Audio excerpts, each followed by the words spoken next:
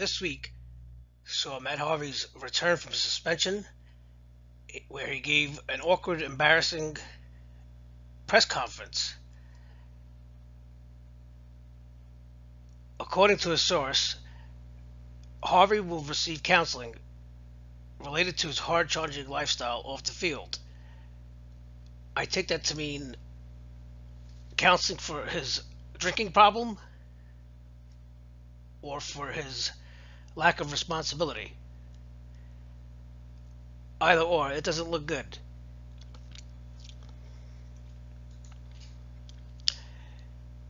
He gave the press and reporters a whole bunch of cliched mea culpa quotes. Obviously, I'm extremely embarrassed by my actions. I apologize to my teammates, to the Mets organizations, to the Wilpons, all the way down to the fans for doing what I did. Yes, I was out Friday night past curfew. I did play golf Saturday morning, Harvey said, confirming much of the previous New York Post report. I put myself in a bad place to be ready for showing up for a ball game that is my responsibility. I take full blame for that, and I'm doing everything in my power so that never happens again. Now, how much power does it take for you to go home at a decent hour, go to sleep, and not play golf on a Saturday morning the day before a game? So what did you do? You and your friends went to go play golf drunk right after being out all night and drinking? You need to do everything in your power to avoid that and hope it never happens again? Well, then you don't need more than counseling. You need to go to rehab, Matt.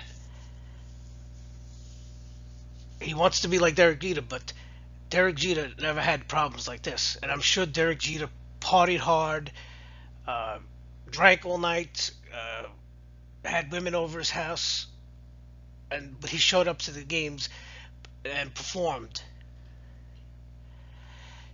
He was asked specifically by the Post as he departed the field following batting practice if that included counseling. Harvey responded, "No, just being here, being with the guys." A source indicated Harvey would receive in-house counseling as he attempts to win back the trust of his teammates. So what is this? The Mets are going to provide some counseling for him on his behavior? You got to be kidding me! This is a 28-year-old man, a professional athlete. You know, what would the highlights and the entertainment of the week be without Terry Collins chiming in? Terry Collins stopped short of saying Harvey would receive professional counseling. Matt has got a pretty good support group. There are a lot of people out there that are willing to help, and I think he's going to use them. I don't think he has to do it by himself anymore. I think he knows he's got people in his corner, no matter what their title is, that are going to help him trying to go down the right path and do the right things. Are you kidding me? Do you hear this? This guy needs help from people, and he can't do it by himself anymore? I mean, you tell me, does this sound like someone who needs AA? That's basically what they're telling you, only he's not going to enter rehab because it might be further embarrassment. He probably swore up and down he's gonna cut his ways, change his habits. But come on, we've seen this before. I mean, if you're a Met fan, an older Mets fan, this is what happened to Dwight Gooden and Darryl Strawberry. This is how it started. I mean, I'm not saying Harvey is going down that path because Gooden and Strawberry, they were using cocaine. I'm not alleging or insinuating that Harvey's using cocaine, but it's obvious he's got a drinking problem, and it's not because he's a slosh. It's because he can't control himself. When you can't control yourself, and you rather get plastered and forego your responsibilities, and it's just not just being a baseball player or an athlete. It's anything. It's the same thing as getting drunk the night before work and failing to show up for your job, whatever it is. Oh, and then this is the kicker.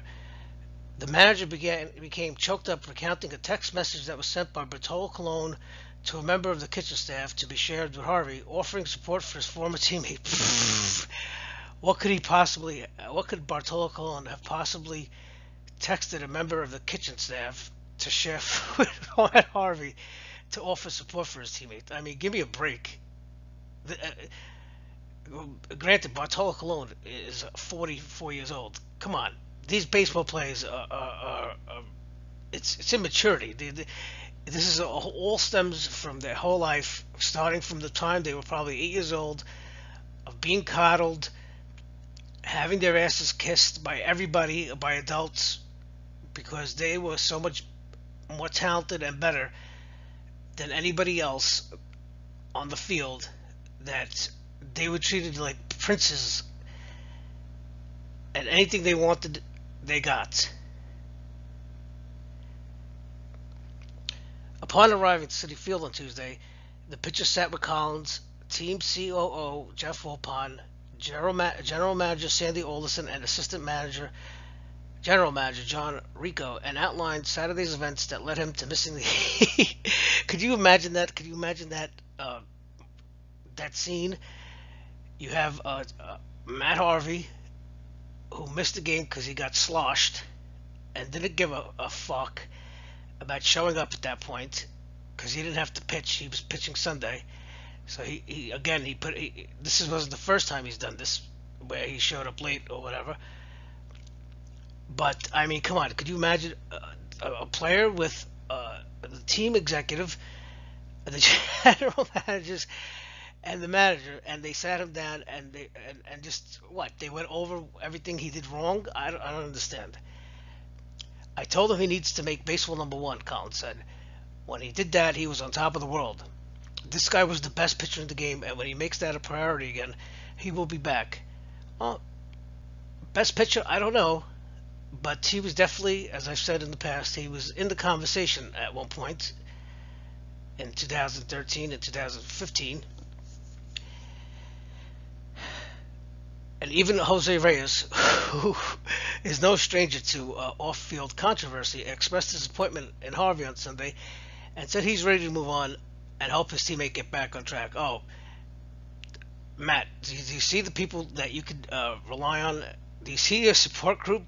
Jose Reyes, who beat up his girlfriend or his wife and got suspended for domestic violence, and God knows what. And Jose's, there's been reports he's been known to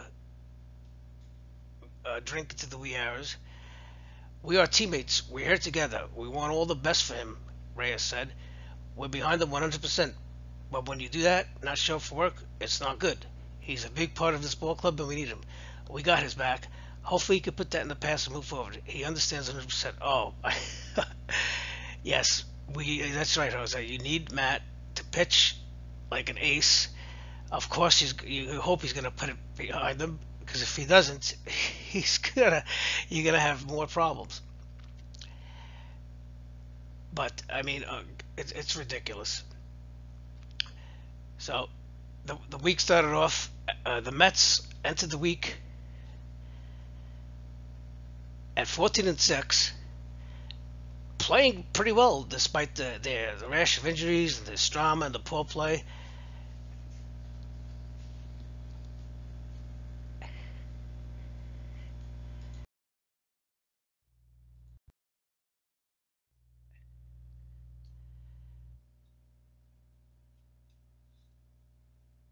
The Mets played San Francisco to start the week, and they won. They won. They're playing pretty well. This is pretty good for the Mets. You got to give it to them. Remember when they started the first 3 weeks of the season, they couldn't buy a hit, and then the injuries. They've been playing well the last few weeks. Considering all that's gone on around here, we're doing a really good job of compartmentalizing and focusing on what's going on in the field. Neil Walker said, a lot of the young guys look for body language, look for signs from guys. When injuries happen or things happen with Matt, they look for a deflated sign, and we don't have it in there. We've got guys that have been around the game a long time, and guys that have seen a lot of stuff. So he's trying to say, he would notice if there was bad body language from players because of all the injuries and crap that's going on. And here we go, Mr. Captain Obvious, Terry Collins. We needed it. We've had some turmoil, but you've got to learn how to, how to just deal with it. And they know how. Oh yeah, they are the Mets. Terry, the Met players are experts in dealing with injuries to 50% of their main stars and drama. They are experts. There is no team better in all of baseball than playing with adversity. And the next night, the Mets won again, two in a row. They beat the Giants 2 in a row, going for the sweep the next day.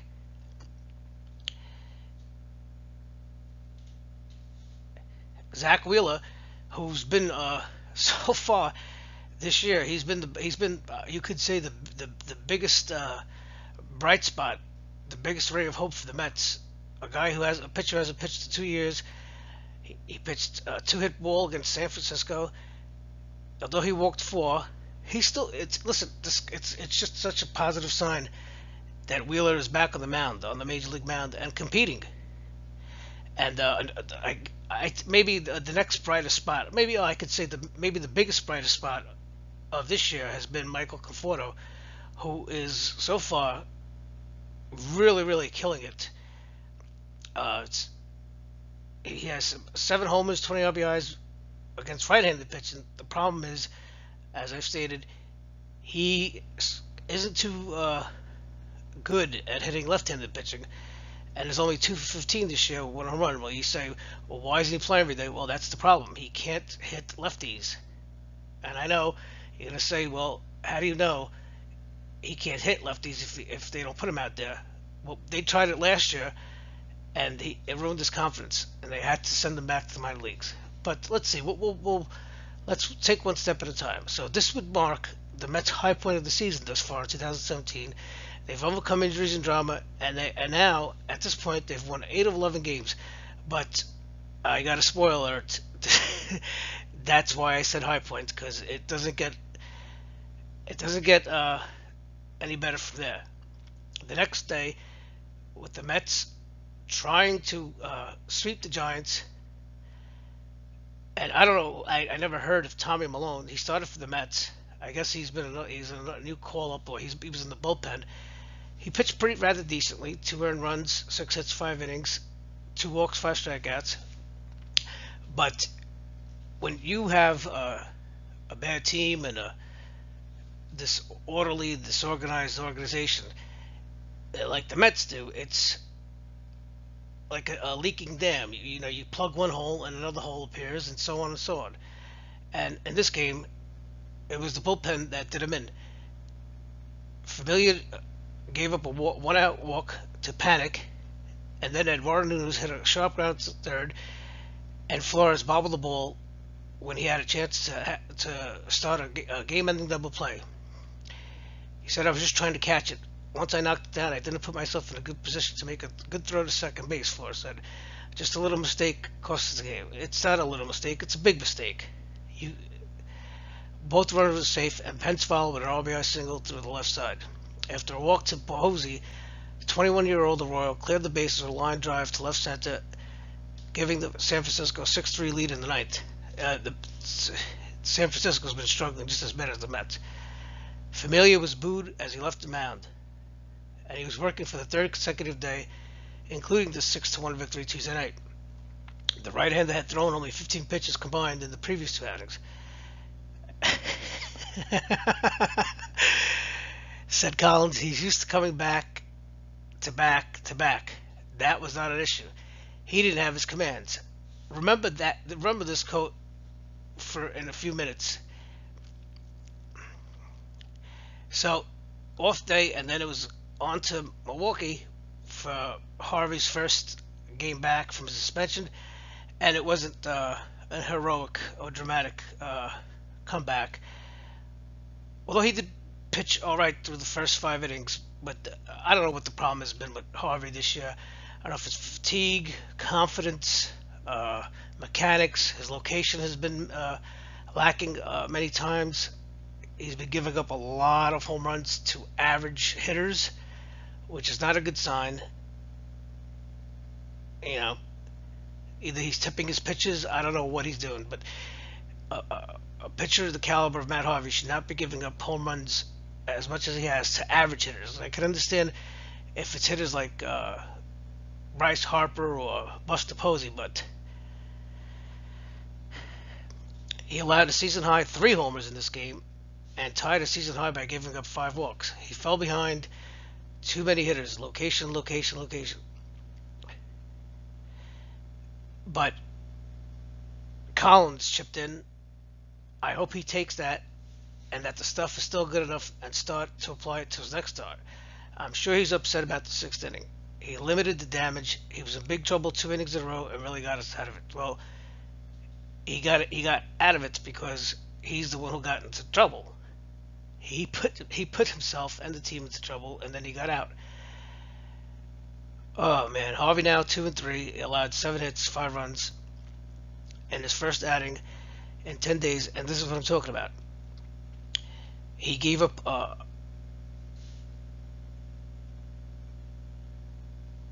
Sogard, yeah, he's this guy from Milwaukee is a career 239 hitter, and Harvey was having trouble throwing strikes for whatever reason. Sogard got himself in good counts all night. He sat on the pitch and put a good swing on it, said Brewers manager Craig Counsell. Oh yeah, and you remember that quote I just said from Collins a few minutes ago about Familia? Well, here it is. The team announced that all-star closer Juris Familia would be out several months because of a blood clot near his right armpit. Familia had surgery earlier Friday. General manager Sandy Olson said he was unsure if Familia would return. And subsequent reports are Familia is out for the season. Oh my God, it's funny. Remember, he's used to being back to back to back to back. Yeah, okay. Oh boy. Listen.